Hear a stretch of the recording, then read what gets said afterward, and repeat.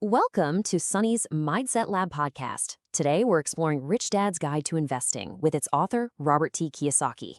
This book goes beyond basic investing advice and focuses on how the rich think about assets, risk, and long-term wealth. Robert T. Kiyosaki. Thank you, Sunny. Rich Dad's Guide to Investing was written to help people understand that investing starts with mindset, education, and financial intelligence, not tips or shortcuts. I think that's the perfect place to start. In the book, you lay out a very clear journey for the reader. We're going to start with what you call the investor mindset gap, then move to the cash flow quadrant, which you call a financial map. Then we'll get into the actual rules of investing, the blueprint for building a business, the BI triangle, and finally, what it means to be the ultimate investor. It seems like a really logical path. It has to be. Investing isn't a single event. It's a process. And you can't get to the end without going through the beginning. It's a mental and educational journey first and foremost. Okay, so let's dive into that first part, the investor mindset gap. You make a pretty bold claim that the traditional advice we all grew up with, go to school, get a safe job, save money, is basically obsolete. Why is that? Because that advice was for a different era. That was the industrial age playbook. It worked when you could get a job for life with a pension, but we're in the information age now. The rules have completely changed. Job security is an illusion. Pensions are virtually gone. The idea of playing it safe by following that old advice is now the riskiest financial plan of all. That leads you to a question that I think can really stop people in their tracks. You ask, are you planning to be rich or poor? Tell us why you frame it so bluntly. Because for most people, their financial life is not a plan, it's a reaction. They don't make a conscious choice. They just follow the crowd, and the crowd's plan is designed for them to be poor or middle class. My rich dad taught me that becoming rich is not an accident. It begins with a decision, the conscious plan to become rich. If you don't have a plan to be rich, then by default you have a plan to be poor. It's that simple. You also share this powerful quote from your rich dad. It really speaks to a sense of urgency, doesn't it? It does. When you're in your 20s, 50 or 60 years old seems like an eternity away. You can't imagine what it feels like to be tired, to have your health failing, and to be worried about money. If you could feel that for just one day, you would stop wasting your most valuable asset, which is time, and you would start building your financial future immediately. That quote is a wake-up call. Your financial plan isn't for some future you. It's for the person you are absolutely going to become. So if we decide to create that plan, you say it has to be built on one simple foundational idea, the difference between an asset and a liability. Can you explain your definitions? Because they're not what a traditional banker might tell you. They're not, but they're the definitions the rich use. It's incredibly simple. An asset puts money in your pocket. A liability takes money out of your pocket. That's it. The reason so many people struggle is because they are buying things they think are assets, like their house or their car, but which are actually liabilities. Every month they take money out of your pocket for the mortgage, insurance, taxes, and repairs. The rich spend their lives acquiring assets. The poor and middle class spend their lives acquiring liabilities they think are assets. Okay, so mastering that definition is step one. Step two, you say, is understanding your financial map. And for that, you introduce the cash flow quadrant. What is its purpose? The quadrant shows you the 4 different ways people earn income in our society. It's a map because once you understand where you are, you can then chart a course to where you want to go. It's not about saying one quadrant's better than another, but it is about understanding the profoundly different mindsets and financial realities of each one.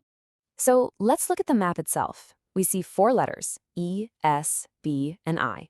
Walk us through what they represent. On the left side, you have E for employee and S for self-employed or small business owner. On the right side, you have B for big business owner, someone who owns a system and has people working for them, and I for investor. The key thing to understand is that your goal for financial freedom lies on the right side, the B and I side. Your profession doesn't determine your quadrant, the way you earn your income does. And what's fascinating is that you say each quadrant is driven by a very different core value. It's not just about the money, it's about the psychology. Exactly. The E quadrant is driven by the core value of security.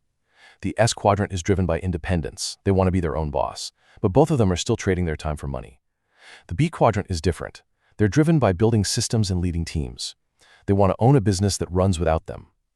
And the I quadrant is driven by the ultimate value, financial freedom. They want their money to work for them, so they don't have to work at all. So the practical goal then is to shift your primary income source from that left side to the right side. Does that mean someone with a job has to quit tomorrow to do this? Absolutely not. That would be foolish. Your E-quadrant job can be your greatest asset in the beginning. You use the security of your paycheck to begin building a B quadrant business or acquiring I quadrant assets on the side. It's a transition. The goal is to understand the destination, to move away from the trap of trading time for money and toward owning systems and assets that generate passive income. That's the path. Okay, so we have our map. Now we need to understand the rules of the road. You argue that the rich don't use complex, secret strategies.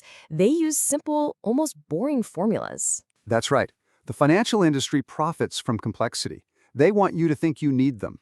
But real investing is a plan, not a product or a hot tip. It should be boring.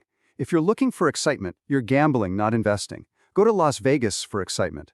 Investing is about the methodical execution of a simple plan.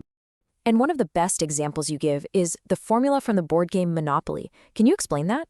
It's the simplest and most powerful wealth-building formula there is. In the game, you win by buying 4 green houses, and then you trade them up for one big red hotel. In the real world, it's the same. You start small, you buy smaller, cash-flowing assets, your greenhouses, like single-family rental homes. Over time, you acquire enough of them, and then you package them together to trade up for a much larger asset, like an apartment building, your red hotel. It's a repeatable system. And this simple, systematic approach helps explain what you call the 90-10 riddle, right? How can just 10% of the people control 90% of the money? Exactly. It's because the 90% aren't following a plan like the Monopoly formula. They're playing a different game. They're what I call outside investors. They're chasing stock tips, they're hoping to get lucky. The 10% are the inside investors. They are methodically executing a proven strategy. They're playing by a completely different set of rules, and that's why they get a completely different result. I love this distinction you make between an outside investor and an inside investor. Could you elaborate on that? An outside investor is a retail consumer of investments. They buy stocks, bonds, mutual funds. They are, in essence, buying a ticket to the financial game and hoping their team wins. An inside investor, on the other hand, is the one creating the investment.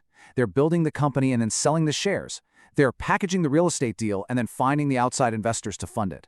They don't just buy tickets to the game. They own the team, the league, and the stadium. The ultimate position is to be the one selling the tickets, not buying them. That's a perfect transition. If the goal is to become an inside investor, you need to create the asset, which usually means building a business. This is where you introduce the BI triangle as the blueprint. Yes. So many people have a great idea for a product, but a product is not a business. An idea is not a business. A true business is a strong, integrated system made of many parts. The BI triangle shows you what those essential parts are and how they fit together. Looking at the triangle, we see it's built on a foundation of mission, with layers for cash flow, communications, systems, and legal. The whole thing is held together by team and leadership. And then, right at the top, the smallest piece is the product. That hierarchy is very intentional, isn't it? It is. And it's the reverse of how most people think. They think it's all about the product. But as an investor, the product is the last thing I look at. I look at the strength of the system that supports it. So let's start at the foundation, mission. Why is this the most important piece? Because without a strong why, the how doesn't matter. A business built only to make money is a business with a weak soul. It won't survive the hard times. But a mission that has a real purpose, what I call a spiritual goal combined with a business goal, gives the business its power. It attracts the best people and the most loyal customers. It's the reason to get up in the morning when things get tough. Moving up the triangle, we get to legal. I think a lot of new entrepreneurs see legal fees as just an expense to be minimized. You see it very differently. I see it as one of the most important investments you can make. Good legal structure, corporations, trademarks, patents, isn't an expense. It's a shield. It's the armor you put around your assets and your ideas. Without it, you're building a valuable castle on open ground, just waiting for someone to come and take it. And you learned this lesson from personal experience, didn't you? I learned it the hard way. With one of my first big products, the nylon and Velcro surfer wallet, I didn't want to spend the $10,000 on a patent. I thought it was too much money. Shortly after, cheap knockoffs flooded the market. Because I had no legal protection, I couldn't do a thing. I lost millions of dollars because I was trying to save $10,000. It was a very painful but very valuable lesson. Don't be cheap on your legal armor. Next up is systems management, and this seems to be the real separator between the S and B quadrants. It's the absolute dividing line. A self-employed person in the S quadrant is the system. If they go on vacation, the income stops. A true business owner in the B quadrant builds systems that run the business so they don't have to. The best example is McDonald's. The business isn't the hamburger. It's the brilliant business system that can produce a consistent hamburger anywhere in the world. Which brings us back to this really counterintuitive idea that the product is the least important part of the BI triangle. Why is that so crucial for an investor to understand? Because average investors fall in love with products. Sophisticated investors fall in love with business systems. A great system can take a mediocre product and make it a huge success. But the best product in the world will fail if the system around it, the mission, the team, the legal, the cash flow is weak. As an investor, you're not buying the product, you're buying the entire system. This is all leading to the final stage of the journey, becoming what you call the ultimate investor. This is where everything we've talked about really comes together. That's right. This is the pinnacle. It's about taking all of this knowledge, the mindset, the quadrant, the BI triangle, and executing the move that creates true generational wealth. It's the ultimate inside investor play. And the definition you give is very specific. Can you lay that out for us? The ultimate investor is someone who first builds a successful business using the BI triangle as their guide. Once that business is strong and profitable, they then sell shares of that business to the public through an initial public offering, or an IPO. At that moment, you shift from being a buying shareholder of other companies to a selling shareholder of your own. You're creating the very asset that the outside investors are lining up to buy. You are, in effect, printing your own money legally. And there are a lot of powerful reasons to do this, beyond just the obvious one of getting rich. Of course, getting rich is a nice side effect. But strategically, going public allows you to raise massive amounts of capital to expand the business globally. It allows you to pay off all your debt. It gives you a huge cash infusion that you can then use to go out and acquire other assets. It's the ultimate execution of turning an idea into a powerful system and then converting that system into a liquid asset that creates wealth for you and for the investors who buy your shares. Robert, we'll end on this final quote from the book, which feels more relevant now than ever before. It really speaks to the opportunity available to everyone, doesn't it? It does. In the industrial age, you needed millions of dollars and a factory to do what we've been talking about. Today, in the information age, the barriers to entry have never been lower. The tools are cheap and accessible. The real asset is not capital. It's your financial intelligence. It's your understanding of these principles. The opportunity is there for anyone who chooses to pursue the education first. Robert, thank you for walking us through Rich Dad's Guide to Investing. This conversation helps our listeners understand that investing is more about thinking correctly than chasing opportunities. Thank you, Sonny.